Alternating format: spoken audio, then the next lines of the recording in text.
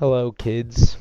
Um, I am going to run through some stuff we might see this season and how we are going to counter against it. As you can see from the title of my play here, we're going to see a lot of poachy bullshit this year. That's kind of going to be the meta against our 32. The goal is they want to take us out of our pole play.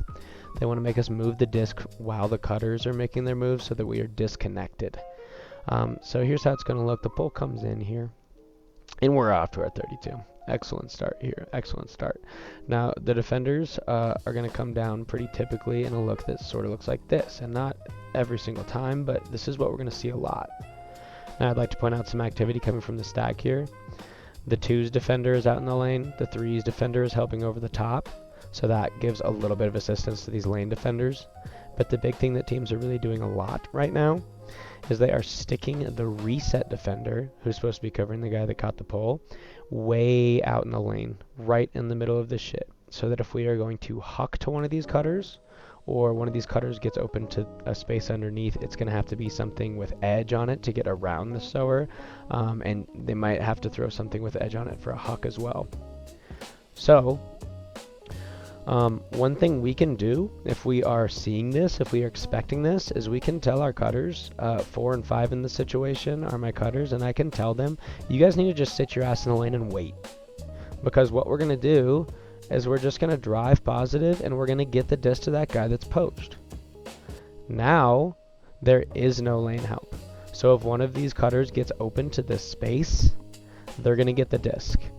And they're going to be able to continue to the next guy.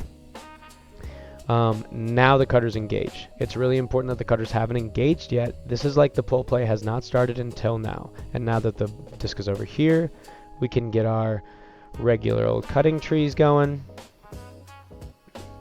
And in this situation, I just wanted to display as well. Here, I'll go back a step.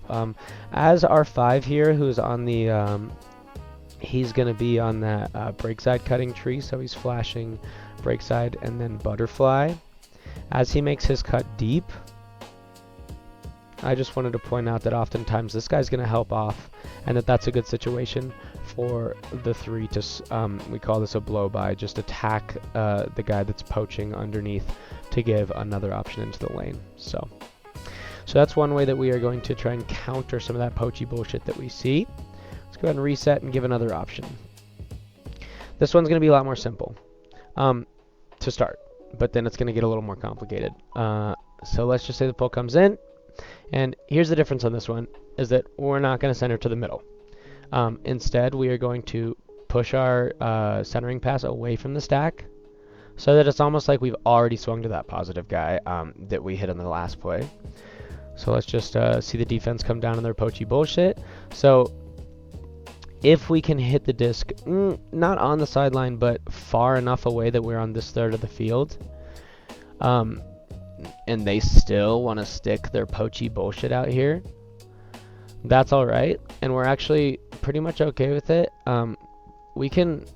This is a situation where my lane cutter's 5 and 4. There's still some space that we can attack here. I think that in this situation we can just go ahead and engage the cutters right away. But one thing we can know is that swing is going to come off for free. And when the swing comes off for free, now instead of swinging off to the sideline and figuring it out from there, we're swinging to the middle of the field with flow. And if we can engage a good counterattack from this side, we can definitely open up options where we are hitting our slash play. So in this scenario, we are almost expecting them to come down in this poachy bullshit. We're telling the cutters, we're going to give you a look. But then we are expecting the disc to get popped off quickly, and the stack is ready to move. When the stack is ready to move, the 3 takes their position here, can attack underneath, ideally. And then I just wanted to point out in this scenario, the 2 and the 5 are going to become my lane cutters, the 2 slashing deep, the 5 slashing underneath. Whoops. So those are kind of the 2 ways that I think that we should really be thinking about attacking some of that poachy lane bullshit when we are in our 32. Let me know what your thoughts are. Go ahead and leave a comment, like, subscribe. Don't forget to smash that bell button, boys.